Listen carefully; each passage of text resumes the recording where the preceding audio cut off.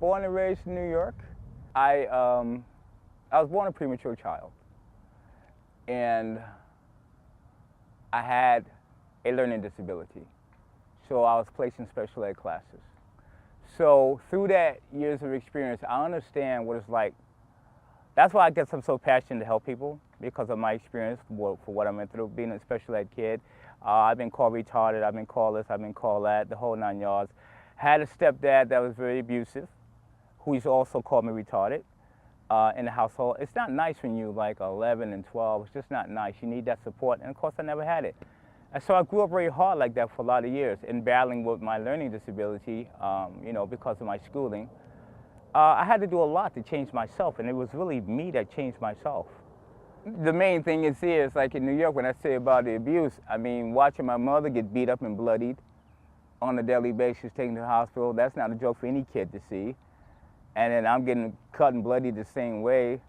Having many battles in the street where I've been, sliced up with knives and so forth and being bloodied. There's a lot of situations in the street that are very gory, that are very bloody, that a lot of situations personally I didn't get out of on my own. I mean, this was the grace of God. It just wasn't my time. And so my mom the same way. We really came through some hard times. I mean, we have really been beat. This is not expletives and blah, blah, blah, and it's done. We have been beat. We have been busted open. I remember one of the things, I was a kid, and my mom, she was abused, and my stepdad came in and trying to do damage to me, and hit me in my face, and nose busted, lip busted. I'm a little kid against the wall, just splattered. Busted up, my mom crying at the table. Stepdad sits at the table, and he's still eating his food. And I look at my mom, busted up, and I shake my head no. Telling her, no, don't cry. I got this. And I waited until he put that fork in his mouth with the food in it. And I got behind him, and I hit him with that fork in his mouth, and I cut all his inside of his mouth up. He spit food and blood out, had to go to the hospital. I mean, it's the way family people should not be brought up. But it was a battle. It was a life and death situation all the way around. Having a very tough upbringing got me into learning martial arts. And I just kept it up from age 11 on. New York is, at least certain areas, it's pretty tough. I happen to be in a very tough neighborhood. Not a rich neighborhood. We, poor people living in a very bad environment. And so people felt that there wasn't a way out. They didn't have anything better to do than fight and to steal and hold up people and rip off people. And it was a violent way of living in the neighborhood in that particular area. That was Queens, New York. So I've been there until I was like 21. So it was tough. It was very tough, and that's what we learned to do in the hood. In the hood, you learn to either defend yourself or die. I mean, which is martial arts for us, at least for me, it's not about sport. It wasn't about sport. It was survival, just survival, day in and day out.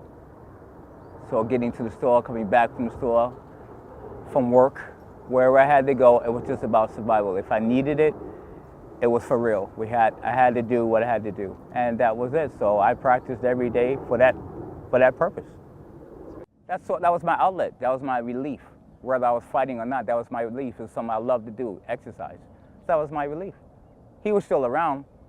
It didn't do much good until I was 20, and he tried to kill me with a hammer, hit me in the back of the head. And we fought for like 2 hours, bloody mess.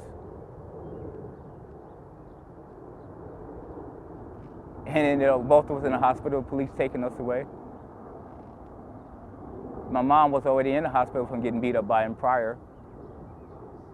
And this took place 2 in the morning. So this fight didn't end until 4. And I really wanted to be not just fall unconscious, but I know if I did, he was going to finish. He was going to kill me. He was going to finish. He told me if I come to the house, he's going to kill me. When I came to the house, all the glass was out, blood all over the place, like he had sliced up someone. And then he came back, and it was my turn. And he almost succeeded. But I had the will to hang on, because I knew if I fell unconscious, I wouldn't be here now. And I fought to the very end. I got him. And the cop didn't know who was who, because we was just a bloody mess, didn't know who did what or whatever. And then they come to find out in the hospital when they found my mom there and knows that I'm her son. And so he got locked up in a crazy house. And then I think a year or so later, that was just, Mom got to go. And then I think a year after that, she moved back to where she was born and raised in Georgia, down south, where she's there right now. A friend of mine told me about Seattle. You know, it's a good place, scenery, et cetera, et cetera. I didn't know anything about Seattle at the time. I'm just a New Yorker surviving. So I said, all right, I'll try it out, and that's how I managed to come here. I wanted to see. Well, it wasn't that simple when I got here. I understand being born and raised in New York, living in a fast life like that, and I work, you know, during the day, and I get off work pretty late. I'm ready to go out at 11 and 12 o'clock at night. That wasn't a story when I got here. I wasn't a happy camper.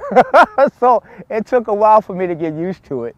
But I eventually stayed because it was good for me educational-wise, going to school and getting a job. And I actually came out here cooking in a restaurant for about 5 years, one of the major restaurants downtown. No longer there. It was called Gervin's Restaurant on 1st and Cedar. It was located on the 5th floor in the building.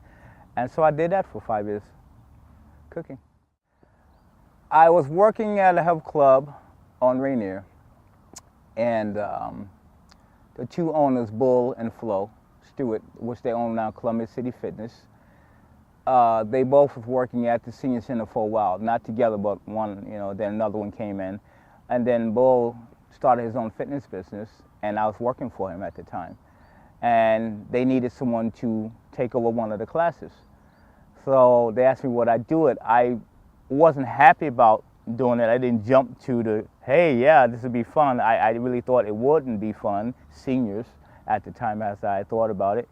And at the time I also needed a hip replacement, so I wasn't walking very well. I was in a lot of pain during that time. But I said, I'll come up and see the class, let me see what it's about, and I did. And it'd be easy to teach. And I took it because it'd be easy on my hip. Normally in other health clubs I have to jump and do high impact aerobics or other group fitness classes, which was a bit hard on my hip. So I wanted to still make money, but do something that would be easier on my hip.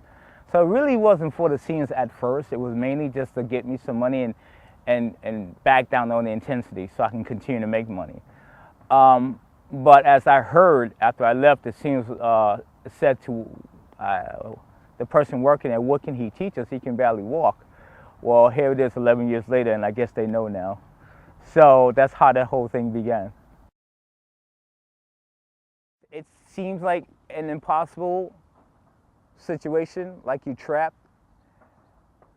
And from as far as you can see, you might be trapped. Have hope, have faith, and reach out. Reach out. If you have friends, reach out to friends. Reach out to neighbors, ask them questions. Thank God we have the internet now. If you can't use the internet, have somebody use it for you and look for some resources. If you feel you can't find it in your area or you just don't want to be there, if you're old enough, 18 and above, see if you can get out of there and go elsewhere. But there are resources now. Look for resources. Don't think it's the end, and whatever you do, don't take your life over any fool. There is a way out, so go get some support. If your parents don't listen to you, if your friends don't listen to you, then they're not your friends. Go find support anywhere, and don't look at it as a black issue or white issue. Look for support, because there will be people available that will help you and get you through this, even if you have no money. So whatever you do, don't take your life away, and don't hurt anyone else over your unfortunate situation. It will get better, but you gotta have that belief, you gotta have that faith, and you gotta, you know, try to reach out, try to do your research, or have somebody help you do your research for you. But you get out of it. You get out of it. And then be a leader like me, help someone else.